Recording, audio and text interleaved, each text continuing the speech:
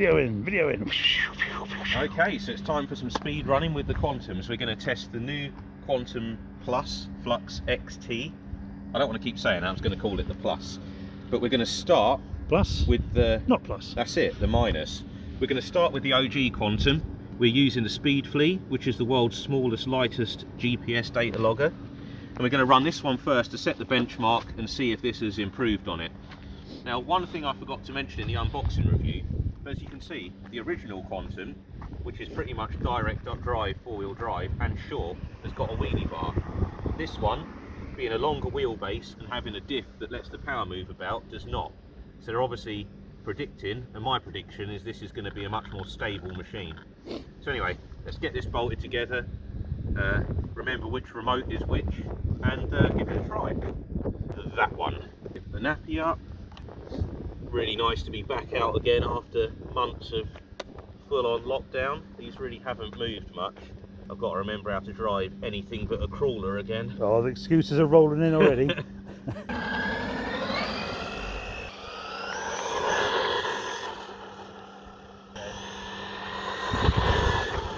I'm confident that it's all whack. OG Quantum. OG.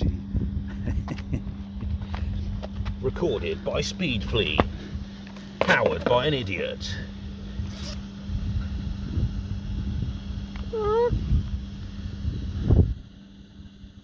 $39.1 miles an hour. That's what it did last time. Yeah, virtually just the same. 40 miles an hour. But I thought it's only fair that we use the same GPS in both, because we used your old Garmin last time.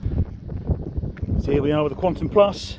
Yep. Look how big everything is. Yeah, it's much bigger than the other one. So we now got 100 amp ESC. The motor's dropped down 200 kV, but it's receiving more amps. So technically it's a lower revving motor, but receiving more amps, it should even that out. So we got, again, the Speed Flea. We just got 39.1 with the OG Quantum. Let's see what this one does. Oh, what strap related chaos. I've literally never ever driven this. This is its first ever The excuses are rolling in yet again. run. Beep, beep, Obviously, beep, beep. where the original Quantum has got a full mechanical driveline, all four wheels get the full amount of power at all time. This, now having a central diff, will most likely squat. The front tyres will get a little bit lighter balloon, but I'm figuring with that and a longer wheelbase, again, why there's no wheelie bar, because it will just let that power move about, hopefully put it down a little bit smoother. But we'll soon find out. Might end up on its roof. Here we go. Oh, it's a handsome machine. I don't want to hurt it. Put it down here, just try it out. Oh yeah. Sounds menacing. That is really, really nice.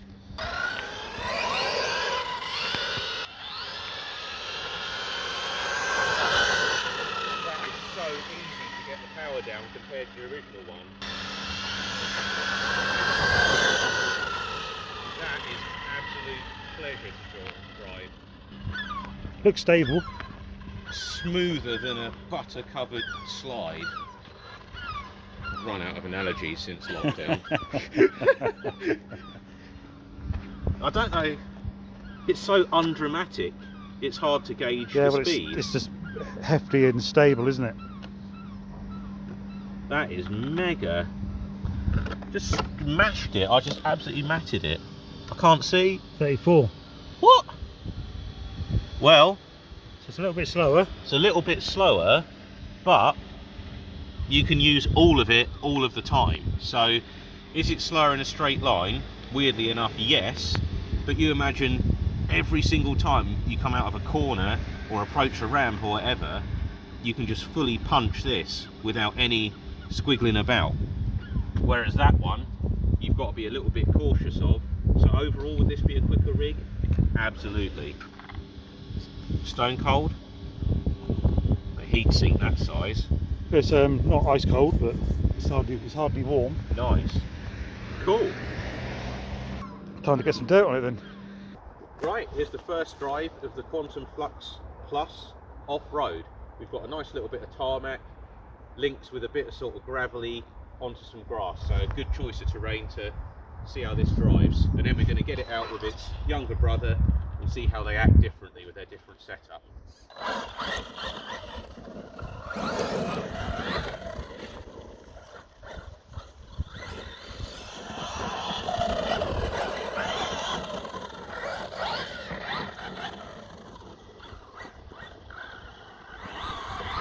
First thing you notice immediately is that it's so smooth putting the power down. Now it's got a centre diff.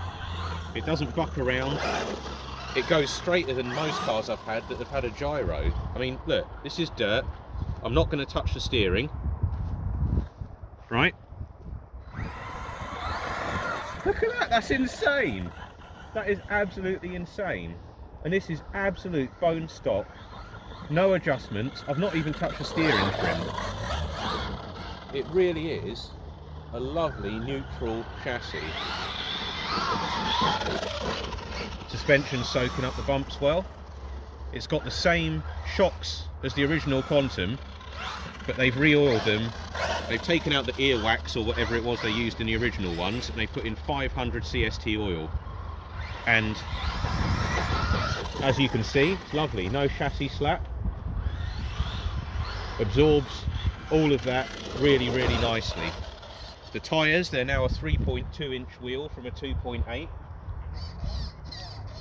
Pattern's unidirectional, and they grip really nicely. Not much ballooning.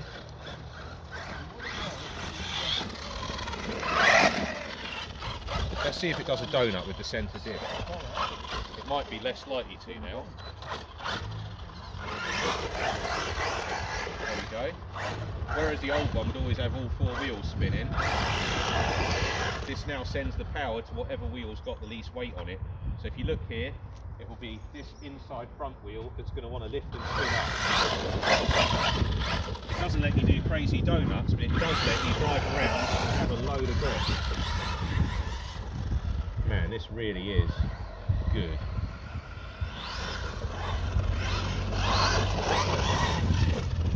It's just so stable. I sound like I'm repeating myself, but I'm just impressed.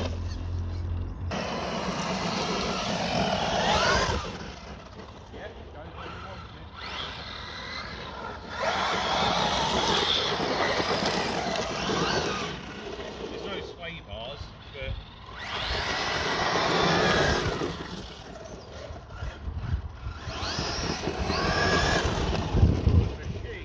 I love it. I really love it. Monster. I can't see. I don't feel like I'm saying much in this review. Obviously, if you want the real details of all the tech stuff, you'll have to watch the unboxing and comparison video where we compare it to the Quantum Plus. But the rough lowdown is, compared to the original Quantum, it's got bigger wheels, bigger wheel hexes, bigger motor, more power, a lower centre of gravity, and it's longer and wider. But the best addition they've done for drivability is the centre diff. There is a lot more to this than just it being bigger. It is definitely, as a driving machine, far superior.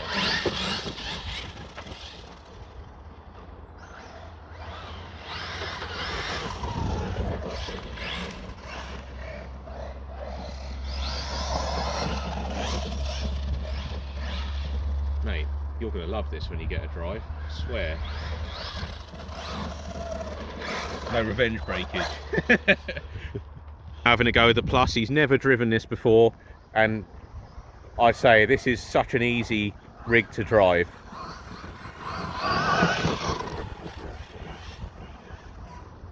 It hasn't wanted to fall over yet, it just...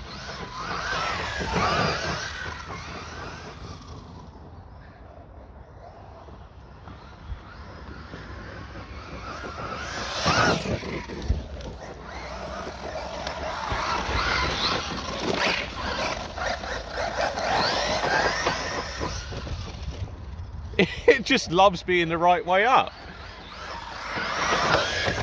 For someone that drives like me, it's the perfect car. What do you reckon?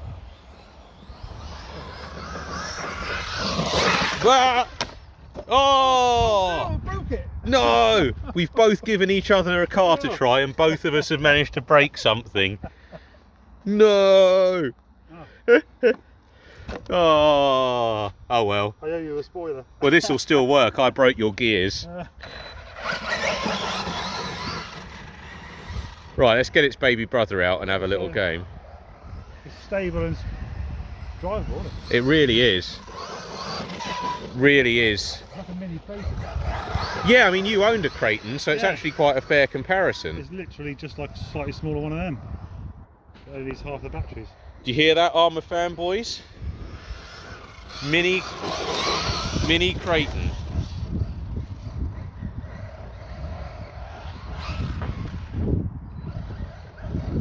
I get it, I understand. A few people had issues with the original one, but you can't tar everything with the same brush.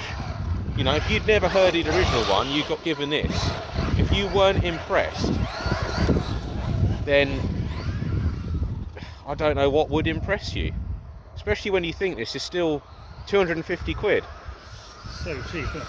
Well, again, I said it in the unboxing video, but for £250, you're still looking from Traxxas at something two-wheel drive and brushed that can just about take a 2S LiPo. You would not be doing any of this. You would not be getting traction. You would not be getting the speed. This is just excellent. It just really is point and go.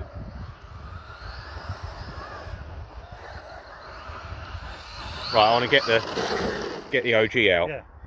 So what we're going to demonstrate now is the differences that the layout's made in the vehicle. We do a launch, film from the side, and this one without any diff in that, and then that one, and hopefully you'll see how they react differently.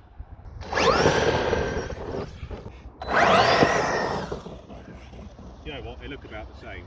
Recording. Ah, there's the difference.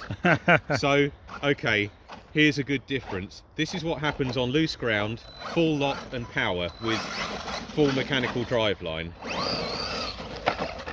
Whereas if you do it with that one, it's less fully over it.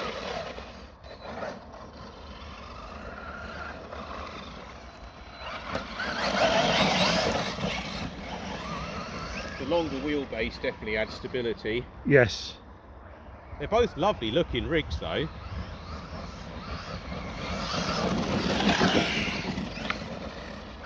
Mine's a little wheelie machine.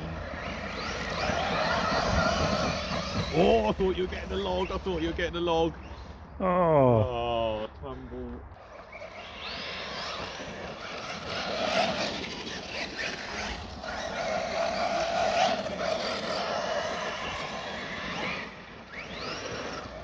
I've definitely got more spinning out action.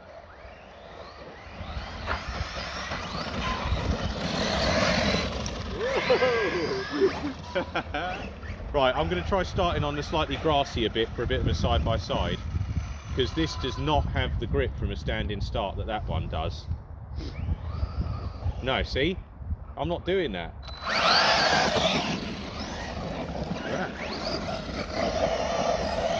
Definitely not as much of a driver's car right here.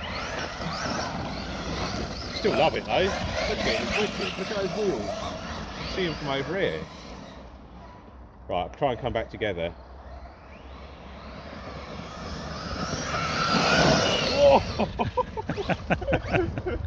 Oh, come on. Oh, can I go for a rescue? Yeah, well, on a technicality. Go. Okay.